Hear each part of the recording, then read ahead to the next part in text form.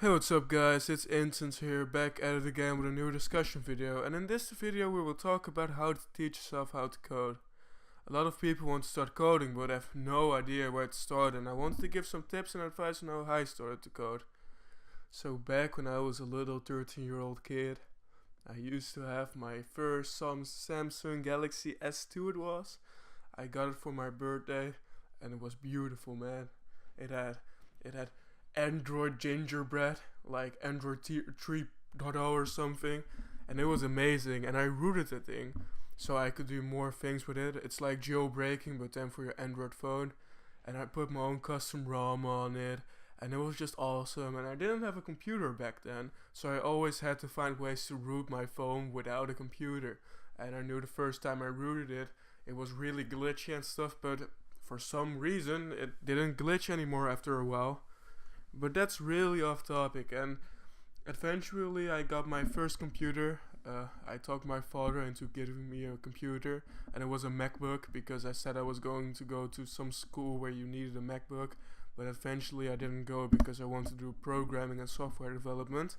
So that's how I got my first computer, and I was fascinated by the amounts of exe files you could. The whole internet was filled with software people wrote, and I knew all those cool things, and you had all these forums and all these people sharing their software, and I was fascinated by it. And I was especially fascinated by the fact that people programmed it themselves. It wasn't like some guy in his basement with a magic wand just, shoots out software out of his ass. It was someone really programming it. And it was interesting to see because, it just isn't like Word, for example, the software I use to write my scripts for my videos. It's not just some magic program. People have worked hard on that piece of software. So I knew the first thing I got into was scripting, and scripting, just doing things in Python, trying to make things easier. And eventually I got into C# and Visual Basic, and I still regret trying to program in Visual Basic because it isn't the best influence. You don't learn good practices or anything with it. So eventually I stuck with C# as my favorite language, but you shouldn't just program in one language. But this is really off topic and I'm really rambling right now, so we're going to talk about how to get into programming. So you like computers and you use a lot of software like I did back in the day, and you want to take it to the next level. That next level means you want to start coding your own software. Well, you can either code software, websites, games, and or scripts, but which programming language should you use? Which IDE should you use, and what the hell is an IDE? Well, an IDE is an integrated development environment. You have assembly and those really low level machine code languages, but you also have higher level languages, and they you can program. For example, Python uses a lot of English words. It's almost like you're writing English in some kind of code way. You're writing it, and it's going to compile that, and it's going to translating into lower level languages that the computer can understand. So an integrated development environment most of the times has a debugger. And what is a debugger? Well, a debugger can point out errors you made. It can also put in breakpoints, and it's really amazing. For example, you're writing your code and you made a spelling error. No worry, because the debugger can point that out really easily. And back in the day, when you made a spelling error while programming, you had to look for it yourself, and you had to write your whole. You had to misplace one comma, and your program was ruined. You couldn't just run it anymore. And I'm really happy I didn't live back then, because I probably would have hated it. I would really rage at it if I made one little spelling error. It isn't for me. I'm really happy there's a debugger, and the better you get at debugging your software, the easier it gets, because you can easily just debug everything and solve problems, and it's even going to tell you what kind of problem it is. let's say, because most programming languages are object orientated, and now I'm talking about software development. So that means you have, for example, a chair, and that chair, you want a chair for yourself and one for your friend to sit on. So you program a chair and you create two instances of that chair. But if you want to change something about that chair, you first have to create an instance of it. So let's say you're trying to change something about the chair before you created an instance of it. It's going to be like, hey, object reference not set to an instance of an object. So that means that you can't do anything with it. Or let's say you're trying to you have an integer, and that integer has no value. You just created an integer called apples. So you have a shortcut. It's called plus plus or minus minus. It's increment or either decrement. Well, if you increment something that doesn't have a value, it can't increment it. So you always have to assign a value to it. But I'm again getting really off topic. So you don't have to look for hours when you made a little spelling error, or when you can also most of the time ask anything on the internet. But let's continue. So a programming language can give instructions to a computer to do something we would like. For example, you can write code that will have orders. So for example, 1, grab bread, grab jelly, grab peanut butter, brutally slice bread open with a knife, and use the knife to spread jelly and peanut butter on the bread. So you can just, because computers are really dumb things, and we have code to tell exactly what the computer has to do. So actually you're body training a toddler, you know. You have to describe everything in detail so the computer can understand it. Okay, so programming language, when compiled, will convert into machine code so the computer can run it, except for Java, which creates a virtual machine to run code. And you probably know what a virtual machine is: a computer in a computer, and a lot of people use it to test software from an unknown source so they don't get a virus. But Java just creates their own virtual machine, and Android, for example, was developed in Java, and most Android apps and games are developed in Java as well. Then you have website development. Website development is more of scripting. You have languages like HTML, hypertext markup language, which is a scripting language, and you have JavaScript, but more on that later, you know. You have front-end development and back-end development. Front-end is what the user sees, and the back-end of a website is the system it runs on, you know. It contains a login system. It creates the data that's going to be displayed on the front end of the website. So it really is up to you. Do you like designing more, or do you like the mathematical side more? You know, do you like creating a beautiful, responsive website in CSS, which is really hard?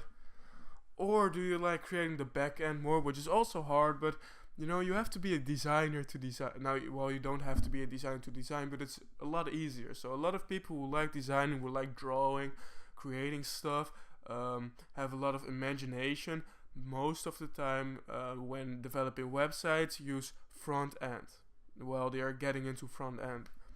You also have scripting in general. Writing a quick little script in Python or Perl so you can automate your work is always awesome and really productive. Well, you know, you might be bobbling your head around asking the computer screen in front of you what language you should learn and which IDE you should use. So you also have games. I almost forgot that. Most games these days are coded in C# or C++, and C++ is a really low-level language. It doesn't take a lot to convert to machine code, which means it's really fast, but it's also a little more complicated because it doesn't look like English. And you also have C#, which is also, it's higher level, but it's fast too. It's really fast. So games take a lot of practice to develop, and it isn't just about coding. You have to design the assets, you have to create physics, program, all that stuff, and you have to know something about math. Well, do you have to be a mathematical genius to program? No, I'm not a mathematical genius myself. But if you're getting into games, you have to know what factors are, two-dimensional factors. You have to know what three-dimensional factors are. You have to know some mathematical stuff to calculate your physics and stuff. But for software development, not so much. You do have to know the mathematical operators, but not everything. And that's nice. So which language should you choose? It's really up to you what you like. But the easiest thing and the most fun in my opinion, if you want an IDE, is Visual Studio. Visual Studio, most of the times combined with C# or Visual Basic for creating Windows applications. I wouldn't recommend Visual Basic as it isn't like any other language and can teach you a lot of bad habits. Most software development languages are object oriented, which means you program a chair, you create 2 instances of it and for you and your friend to sit on, but you will learn that later. Also, Visual Basic, the designing aspect is really easy and cool. It's for rapid development, rapid program software application development. You can just drag and drop buttons, you can double click on it, create an event and add your own code to it, and it's really cool and easy. Also, if you want to get into website development, you should learn HTML, CSS and JavaScript for the front end, and for the back end you have to learn PHP, Ruby, all those kinds of things. But I'm not a web development genius, so you have to look that up yourself. Also, for the front end, CSS, JavaScript, HTML, and for the back end is most of the times PHP to create login systems and that kind of stuff. So, for learning how to code, you will need passion and dedication. It took me around 6 months before I finally got the hang of it a little, and 6 months is nothing. I didn't know shit back then. Really, I didn't. But it made me more comfortable, because programming in the beginning can look really intimidating. When I started to learn C#, I used Rob Miles' C#, the Yellow Book. It is an amazing book, really. And you can also try YouTube videos like The New Boston. Those guys are amazing. They teach programming really well. You can also look at my tutorials, but I'm not really creating tutorials yet. I would like to create a good tutorial on how to program in C#, but for now I'm more just building simple or more complicated projects, and or showing off the projects I have created, and just creating discussion videos and commentaries because I really like that. But I would also like to create some tutorials. Oh, and don't listen to people shoving down Treehouse and Codecademy down your throat. Sure, you can use Codecademy or Treehouse, but it's only teaching you syntax, okay? It's all about money there. Of course, you can go to Codecademy and you can teach some stuff because it's free, that's awesome. But it's most of the time only shoving down syntax your throat in. And you have to understand the principles of programming. And Codecademy is paid, so fuck that. I mean, information should be free to anyone. If you write a program, the source code should be most of the times free for everyone to look at, except if you create a paid program like Word, because otherwise people are going to modify. They're going to modify it, which is great, but they're also, if you want to earn money, revenue from your software you developed, you shouldn't make it open source most of the times. But yes, for game development, you should really grab back your 10th grade math books, because you will need some math, and C++ and C# are really good for that. And also, if you can't solve a problem, don't keep on trying to solve that problem. I have talked about this. This is called the programming burnout. If you're going to sit 6 hours a day on your chair, on your ass, baking into your chair, just trying to solve a problem, it's not going to work. It isn't. You can always just try to take around 30 minutes to solve your problem, and if it doesn't work, ask someone else, or take a break, go exercise or do something else.